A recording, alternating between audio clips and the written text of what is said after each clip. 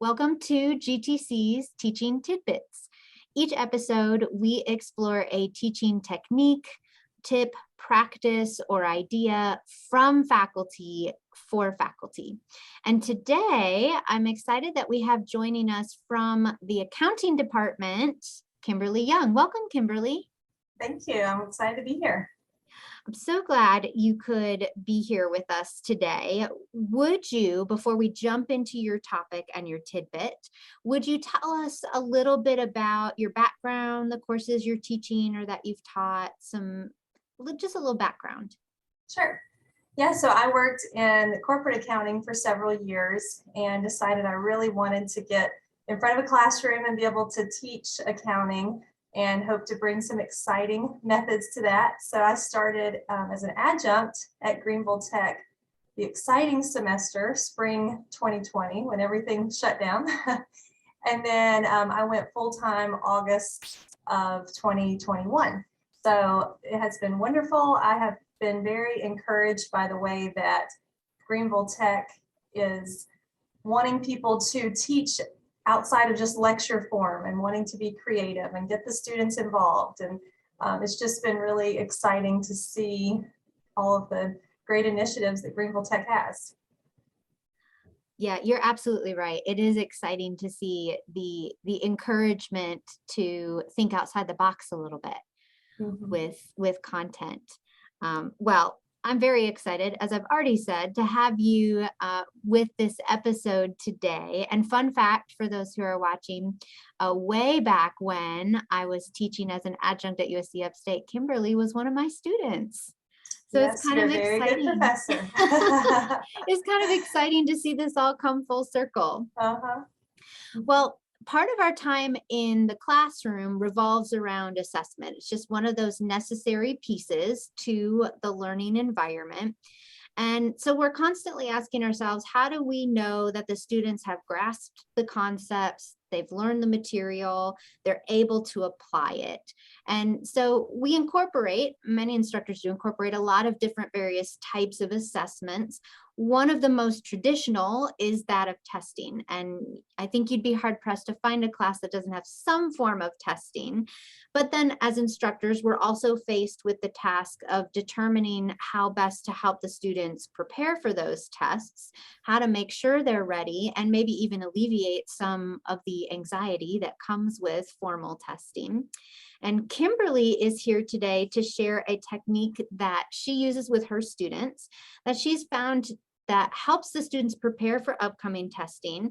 It also gets them working together toward an end goal and just allows a little bit of fun all at the same time. So Kimberly, I'm going to turn it over to you to share your teaching tidbit. All right, thank you so much, Rachel. So yeah, I do like to do a test review if anytime I have the chance before every test. And yes, we have to test for sure in accounting. That's a very key factor to seeing how well they're understanding the material. I like to use Jeopardy or Kahoot. The students love Kahoot, but those are really good for short answer and quick answers. So when it comes to intermediate accounting, that is not necessarily what the tests are like at all. They're very lengthy questions, but this technique could be used either way. So I was thinking of what is trending, what do I like, what do all ages seem to like this. It's very popular, is escape rooms. So I decided to create an escape room test review. And I'm just going to show you guys a little bit about how I implement that in my intermediate class, but this could be used in any course, like I said, with long problems or with shorter problems. So I'm going to share my screen here. All right, so the first thing I did with this escape room is I did go and set up the classroom like an hour beforehand. Luckily, there was no teacher in there ahead of time because I had this one student that would always show up like 45 minutes before class and nap in my class before I actually started because he had time in between classes. So I was like, I gotta get in there super early. So I set up all kinds of different little boxes with keys on them. I took any kind of box or lock that I could find in my house. I had my bike lock and everything set up all around the room. I tape things under desks, all kinds of stuff. So when they show up, they see all these little locked cases around the classroom. So when they got there, I split them in groups of anywhere between 3 and 5 students. And I told them that the goal was to be the first group that was able to unlock my personal computer. So I brought my purple laptop, and I had changed the code on my laptop to be the answer to the final question. That was one of the most challenging parts, figuring out how to change that.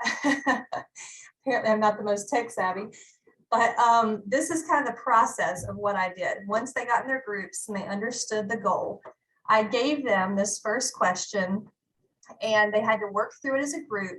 And this answer here was the code. As you can see, I said use only the numbers before the comma. So it was 117, and they had to put the code in this box, and then inside was the next question. So then they worked through that question. And I know I should just let everybody on here work through these questions yourself and not give you the answers, right? The students would have liked that if I just gave them the answers. They said, this was really hard. I'm like, well, the test is going to be really hard. So this was a good review because it's exactly what you're going to see.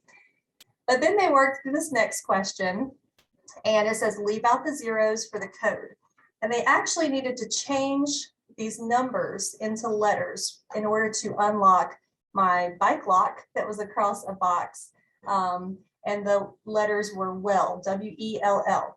So I have a little frame. I don't know if you guys can see that in there, but I have a frame here, and they were able to take the number 9 and find the number 9 on here, and they match that off with a W, and then they take the number 2 and match it off with the letter E, and they were able to spell out the word well so that they could break the code for the bike lock to get their next question.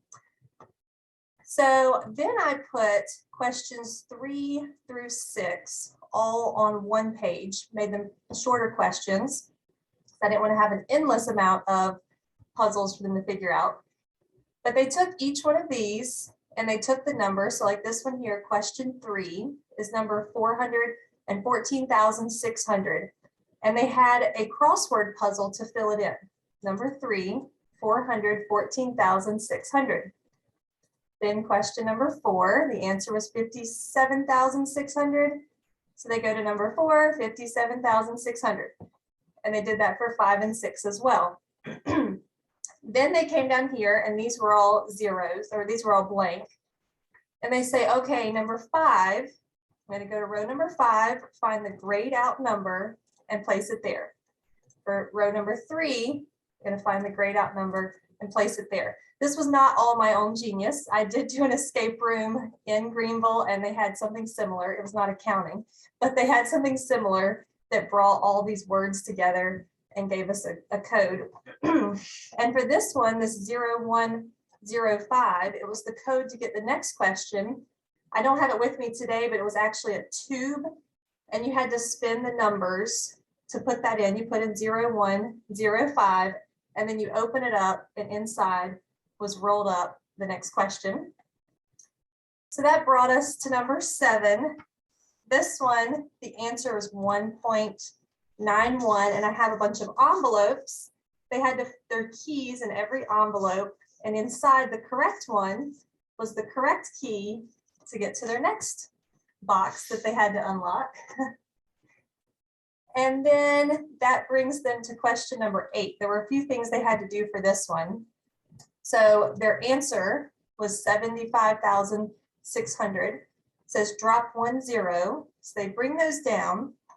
I had written on the board a like a little code where they would say, if it's the number 7, that matches with the letter P. If it's number 5, it matches with Q. Well, this does not spell anything out, but they needed to spell out desk. So then I had this wheel that they had to figure out how to line up with the correct little markings I made. And they matched the letter P to the letter D, and then the letter Q to the letter E until they spelled desk. Well, what in the world do they do with that information?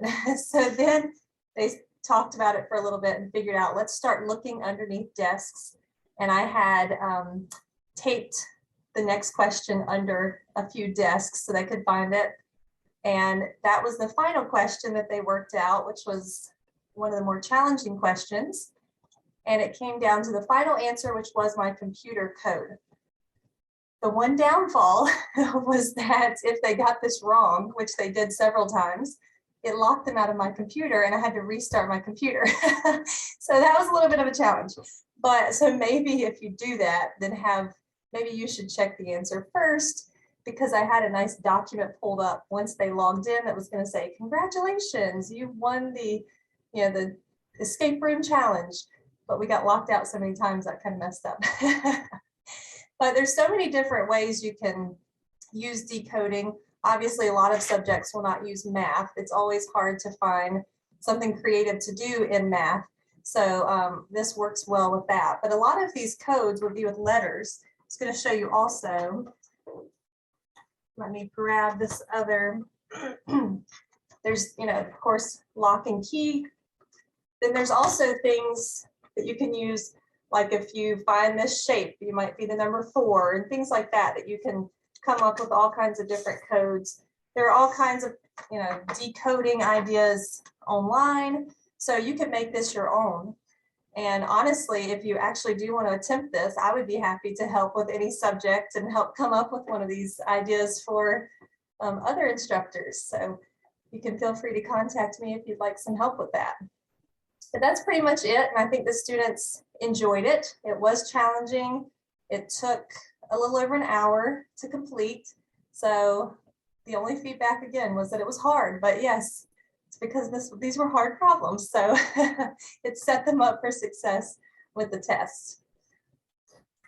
Wow, this is so exciting, Kimberly. And as you were explaining all of this, I was just thinking about all of the planning and attention to detail that you put into this. But again, it sounds like it was just such a great tool that the students really enjoyed, despite the fact that it was hard. Yes. I always have to remind myself, this is a lot of planning, but I will teach this class again. I will use the same thing again, and it will be worth it if it helps them out anyway. So yes, and I imagine now that you have the course structure down, if you needed to change problems, that's not going to be as difficult as the amount of time to prepare it all for the very first time. Definitely, yes. Yeah. That's amazing. Thank you so much for sharing that. I think a lot of people are going to be very inspired by that and just really enjoy hearing about what you did with that. Well, thank you for having me. It was exciting to share it, and I love hearing exciting ways to incorporate fun into the classroom. Exactly. And Kimberly already beat me to this, but she has already offered, if you are interested in brainstorming, in asking more questions, or even just getting some assistance, Kimberly has offered, so you can definitely reach out to her. Her email is here on the screen, kimberly.young@gvltec.edu. And of course, if you have an exciting tidbit that you would like to share, some new technique that you've discovered, or you know someone who's doing something that you think would make a good tidbit, please let me know.